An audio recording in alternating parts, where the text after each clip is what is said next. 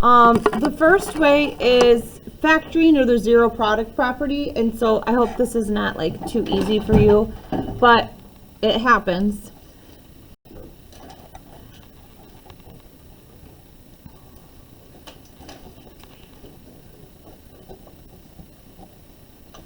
The zero product property is when something is already factored for you.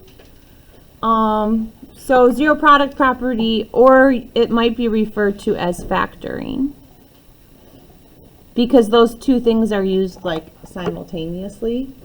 So my example about zero product property is you might see something like 2x minus 1 times x minus 7 equals 0. And so please don't try to multiply that out, because if it's already written like that, you can just use the zero product property. And the zero product property says if I have two things and they multiply to be 0, doesn't one of them have to be 0? So don't multiply this out, just set each factor equal to 0 and solve. So we'd have 2x minus 1 equals 0. Wouldn't I add the 1 to both sides? Which is 2x equals 1, divide by 2. So one of the answers would be x equals 1/2. And then I'd solve x minus 7 equals 0.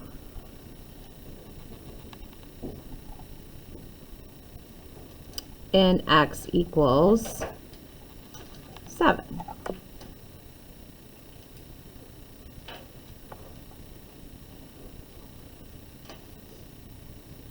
Okay.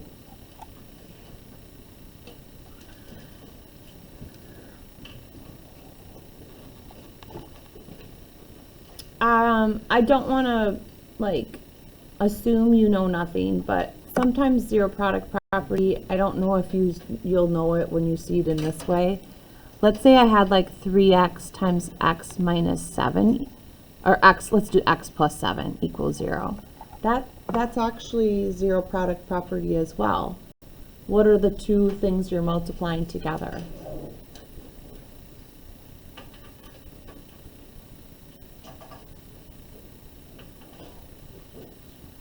So what are the two things I can set to equal to 0 on this one?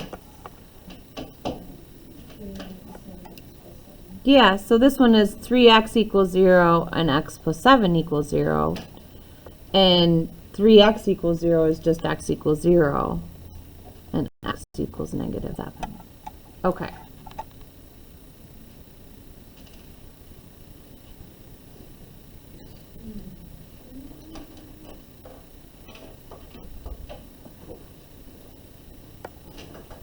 Do you need me to do an example of factoring in zero product property?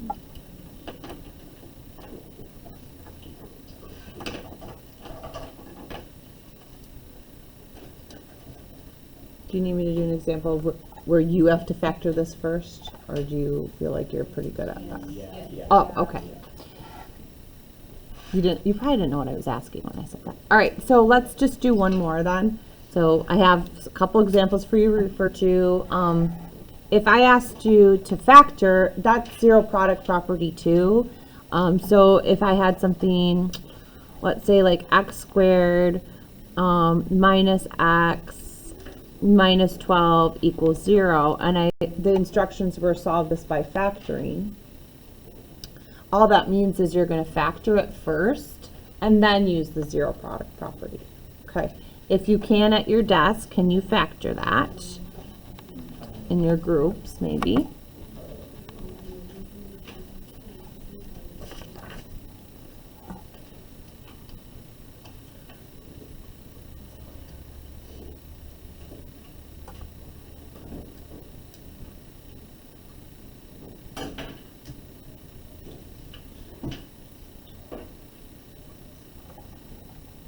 Did you write x minus 4 and x plus 3?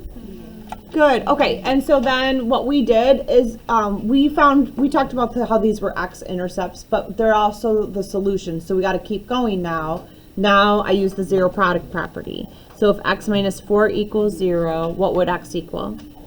4, and if x plus 3 equals 0, then x equals -3. Okay. All right, so that's zero product property and factoring.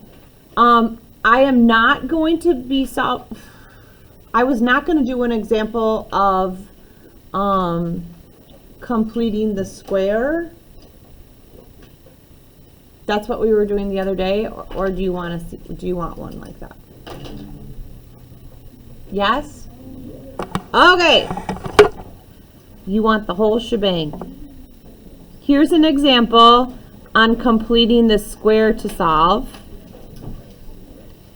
And completing the square and square roots are kind of the same thing. Square roots, it's already like factored for you, and then you just take the square root of both sides.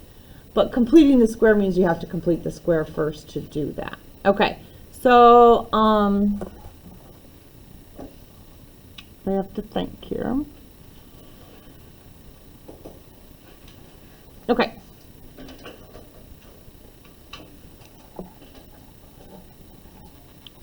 Let's do x squared minus 2x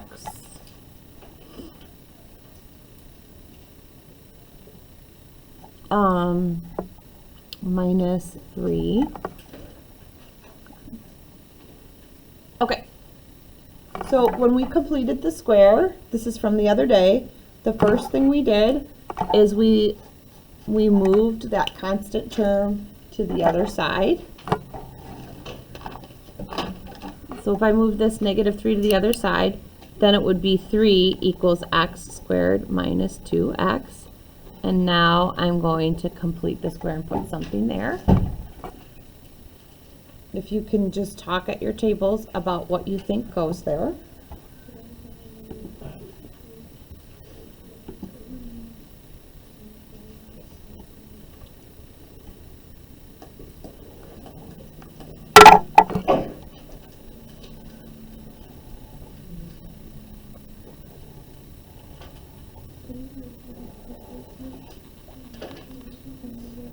What I mean by that is this. What would you put in your boxes for the -2x?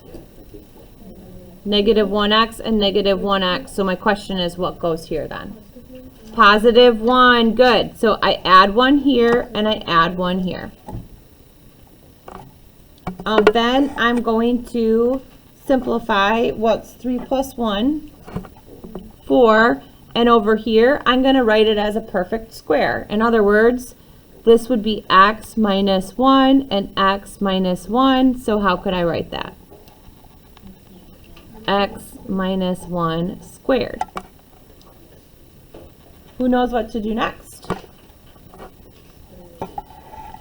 Yeah, now this is where I'm going to pause a second.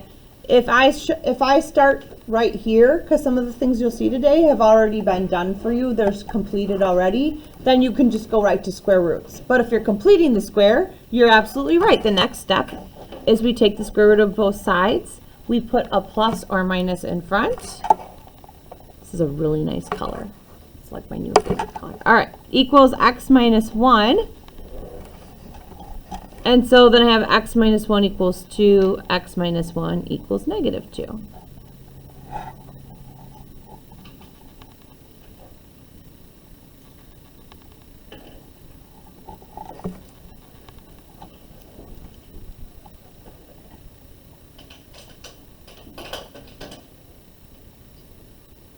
Okay.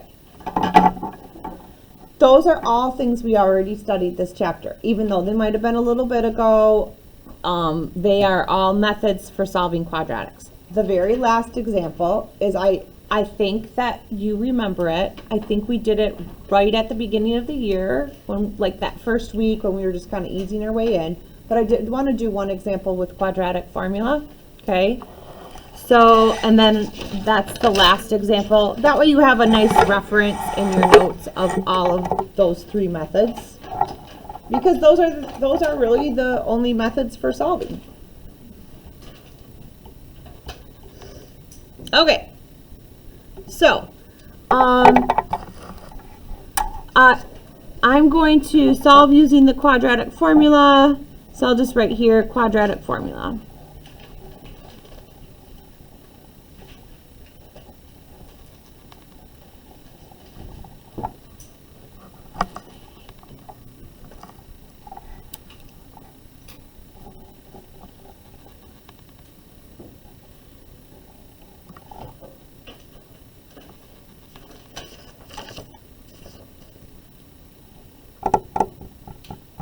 Would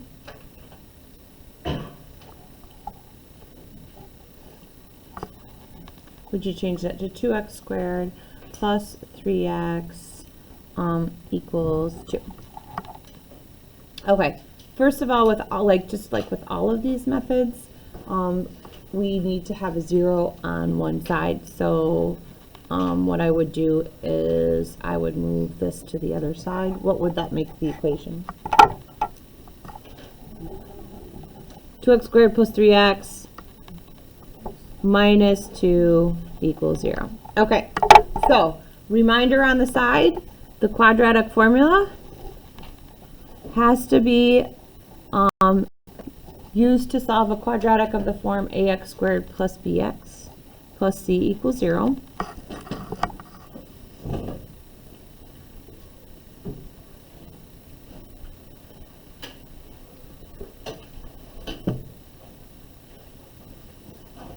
And then it goes like this. X equals negative b, or the opposite of b, plus or minus square root b squared minus 4 times a times c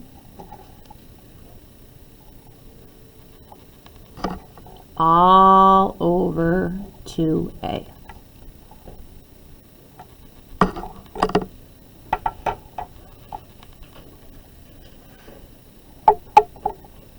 So in this particular problem, that's my A, that's my B, my C is negative 2. And so what it would look like is X equals the opposite of 3 plus or minus the square root of 3 squared minus 4 times 2 times negative 2 all over 2 times 2.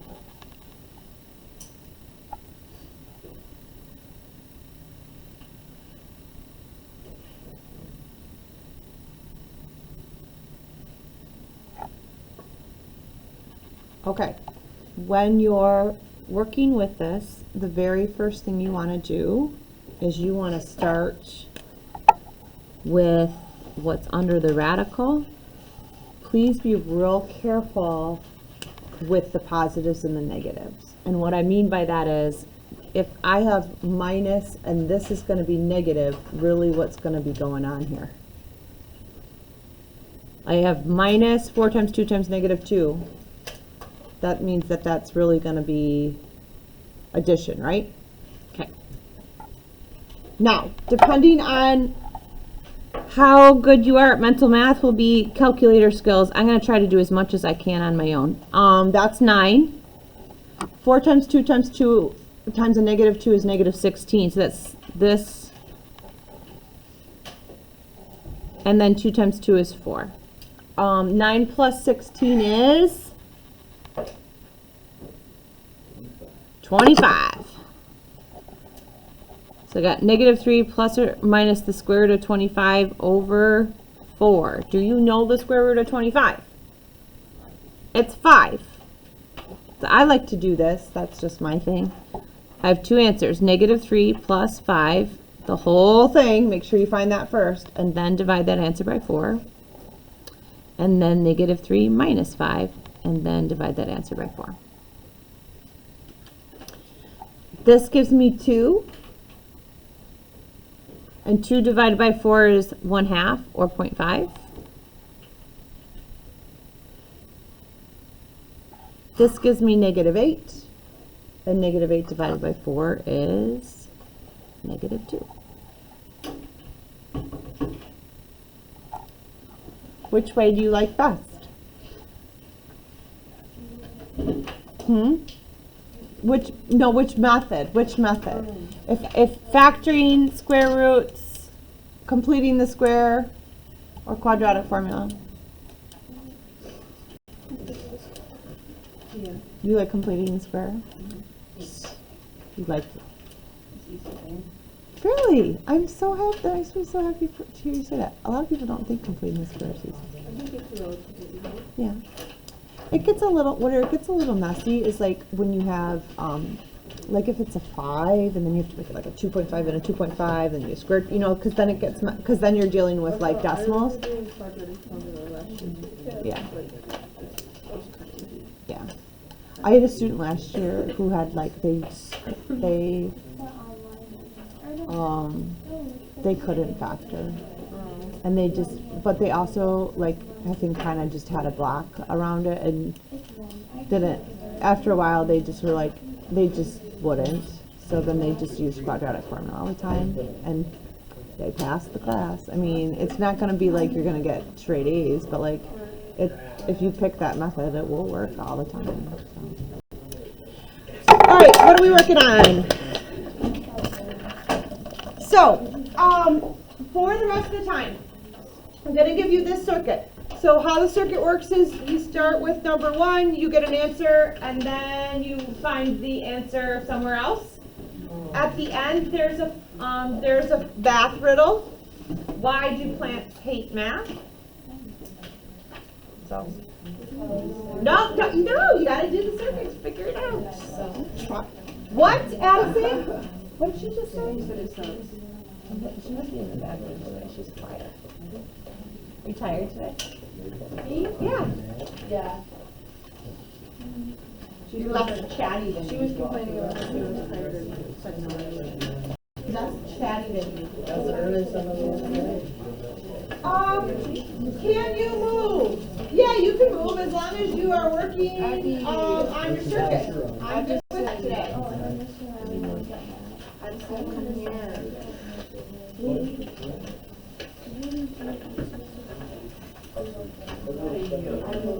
What's that?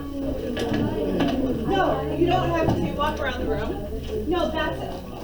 That's a scavenger hunt. Get them straight. A circuit is on a piece of paper, a scavenger hunt. Now I'm going to have to make up another one for something else. Actually, I have to take these down.